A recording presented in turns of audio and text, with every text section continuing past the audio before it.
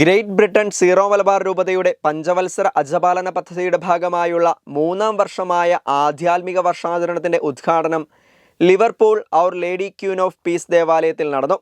രൂപതാധ്യക്ഷൻ Mar Joseph സ്രാമ്പിക്കലാണ് ഉദ്ഘാടനം ചെയ്തത്. 2024 December 1 തീയതി മുതൽ 2025 നവംബർ 29 വരെയാണ് ആധ്യാത്മിക വർഷമായി ആചരിക്കുന്നത്. ആചരണത്തിന്റെ ഭാഗമായി നടപ്പിലാക്കേണ്ട കർമ്മ പദ്ധതികളും തയ്യാറായി. ഇത് സംബന്ധിച്ച് മാർ ജോസഫ് സ്രാമ്പിക്കൽ രൂപത അംഗങ്ങൾക്കായി പ്രത്യേക സർക്കുലറും പുറപ്പെടുവിച്ചിട്ടുണ്ട്. പൗരസ്ത്യ സുറിയാനി ആധ്യാത്മിക സമ്പത്തിൻ്റെ അവകാശികൾ എന്ന നിലയിൽ ദൈവത്തിന് നന്ദി പറയുവാനും തനതായ ആധ്യാത്മിക പൈതൃകം കാത്തുസൂക്ഷിക്കുന്നതിൽ നിതാന്ത ജാഗ്രത പുലർത്തുവാനും രൂപതാധ്യക്ഷൻ മാർ ജോസഫ് സ്രാമ്പിക്കൽ വിശ്വാസികളോട് ആഹ്വാനം ചെയ്തു.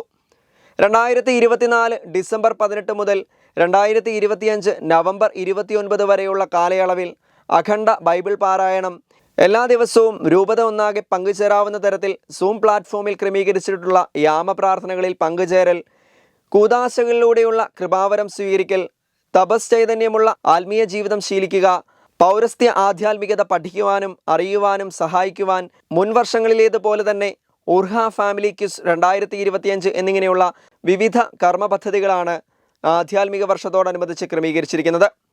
Liverpool Our Lady Queen of Peace ദേവാലയത്തിൽ നടന്ന ആധ്യാത്മിക വർഷത്തിൻ്റെ ഉദ്ഘാടനത്തിൽ രൂപതാ pastoral coordinator reverend doctor Tom Olikkarott, വികാരി റവറൻ ഫാദർ ജെയിംസ് കോഴിമല എന്നിവർ പ്രസംഗിച്ചു.